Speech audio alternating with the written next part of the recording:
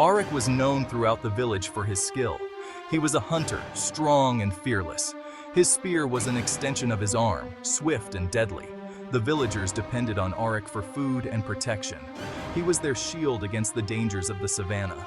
Arik knew the ways of the wild. He could track a lion through tall grass. He could sense the presence of danger long before it arrived. Arik was more than a hunter. He was a guardian, a protector of his people. A shadow fell upon the village. Fear clung to the air like morning mist. Whispers of Sila, the giant serpent, spread through the huts like wildfire. Sila, they said, was a creature of immense power. Its scales shimmered like 1,000 sunsets. Its venom could kill a man in the blink of an eye. The villagers lived in terror. Their cattle were found dead, drained of all their blood. Children were warned not to stray too far from the village. The elders spoke of ancient prophecies, of a time when the serpent would rise and plunge the land into darkness. Arik knew what he had to do. He took up his spear, his face a mask of grim determination. He ventured into the heart of the ancient forest, where the sun barely reached. The air was heavy with the scent of decay and the unseen eyes of predators. He moved with the grace of a panther, his senses alert. The forest was alive with sound, but Arik could distinguish each rustle, each chirp. He was hunting, but he was also the hunted. Sila was waiting. Sila was. Section 4.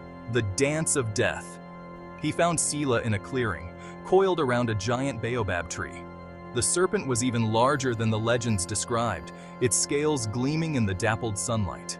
Its eyes, cold and reptilian, fixed on Arik. The air crackled with tension. Arik stood his ground. He raised his spear, the sharp point reflecting the sunlight. The serpent uncoiled, its massive body moving with surprising speed. Arik dodged the lightning-fast strike, his heart pounding in his chest. The hunt had become a fight for survival. Section 5. Triumph and Terror. The battle raged. Arik danced around the serpent, his spear a blur of motion. Sila lunged again and again, its venomous fangs bared. Arik dodged, weaved, and parried, each movement precise, each breath a victory.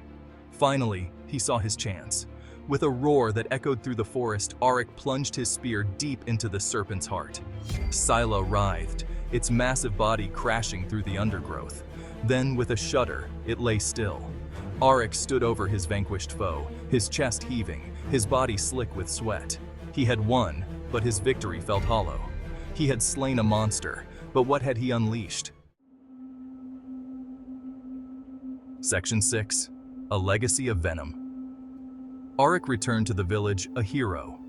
The villagers cheered, their fear replaced by relief and gratitude. But Arik felt a chill down his spine. As he had slain Sila, he noticed something terrifying. A clutch of eggs, hidden amongst the roots of the baobab tree. Sila's legacy was not over. The villagers celebrated, unaware of the danger that lurked in the shadows. Arik watched them, a sense of foreboding settling over him. He knew that his battle was far from over. He had slain the serpent, but its children remained, a brood of vengeance waiting to be unleashed upon the world. He knew then that he would be forever haunted by the echoes of Sila's hiss, a reminder of the delicate balance of nature, a balance he had disrupted, perhaps irrevocably.